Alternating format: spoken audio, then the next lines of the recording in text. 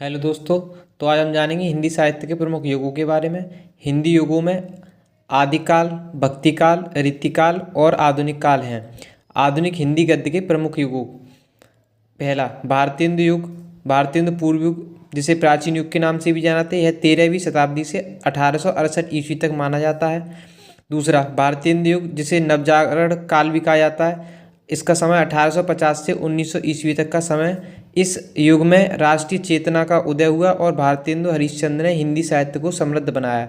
तीसरा द्विवेदी युग, 1900 ईस्वी से 1922 तक इसका समय रहा। महावीर प्रसाद द्विवेदी के नाम पर इसका युग का नाम रखा गया। चौथा शुक्ल युग, छायावादी युग के नाम से जाना जाता है। 1922 ईस्वी से 1938 ईस्वी इसका समय रहा। इस युग के छायावाद, प्रगतिवाद और प्रयोगवाद जैसे धाराएं विकसित हुई। शुक्लोत्तर युग, छायावादोत्तर युग के नाम से भी जाना जाता है। 1938 से 1947 तक इसका समय रहा। स्वतंत्रोत्तर युग, 1947 से अब तक, देश का आज़ादी के बाद का समय भी कहा जाता है।